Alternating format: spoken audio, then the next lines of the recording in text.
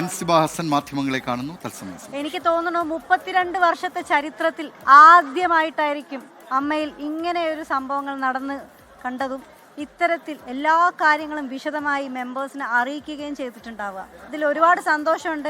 ഇത്രയും members participate ചെയ്തിട്ടുള്ളതും ആദ്യമായിട്ടായിരിക്കും എന്നാണ് എനിക്ക് തോന്നുന്നത്. എല്ലാവരുടെയും അവരവരുടെ അഭിപ്രായങ്ങൾ കൃത്യമായിട്ട് രേഖപ്പെടുത്തിയ ഒരു കൃത്യതയുള്ള ജനറൽ ബോഡിയായിരുന്നു ഇന്ന് നടന്നത്.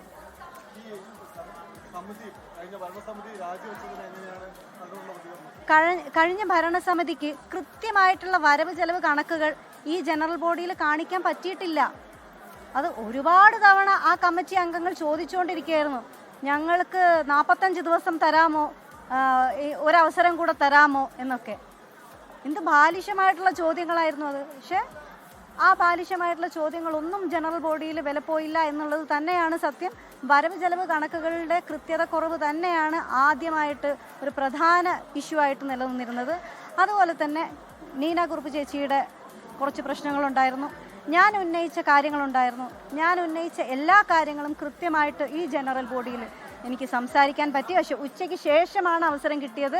ആ അവസരം തന്നെ ചോദിച്ച് വാങ്ങിച്ചതാണ്. അത് അമ്മയിലെ ഓരോ മെമ്പേഴ്സിനോടും ഞാൻ നന്ദി പറയുകയാണ് എനിക്ക് അങ്ങനെ ഒരു അവസരം ഉണ്ടാക്കി തന്നതിന്. കാരണം ഉച്ചവരെ എനിക്ക് അങ്ങനെ ഒരു അവസരം തരാൻ തയ്യാറായിരുന്നില്ല ഈ കമ്മിറ്റിയല്ല ഇതുവരെ ഉണ്ടായിരുന്ന കമ്മിറ്റി. പക്ഷേ ഇവിടെയുള്ള ഓരോ വ്യക്തിയും എൻ്റെ കൂടെ നിന്നു.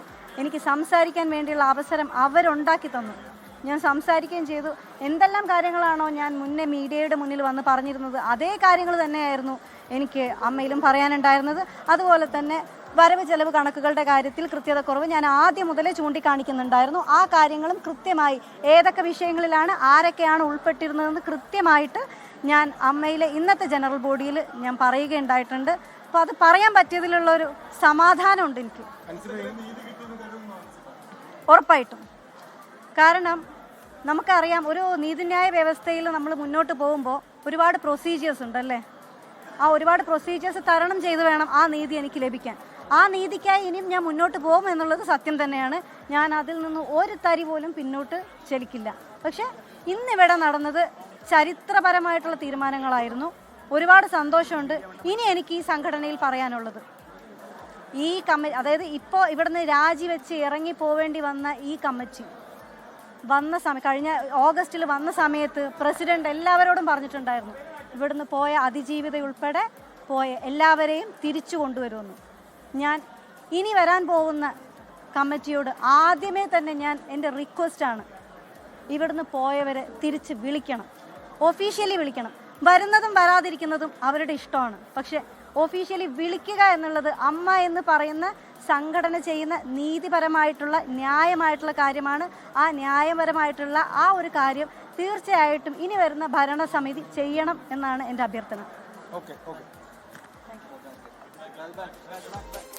നടി അൻസിബ ഹസൻ മാധ്യമപ്രവർത്തകരോട് പ്രതികരിക്കുകയായിരുന്നു.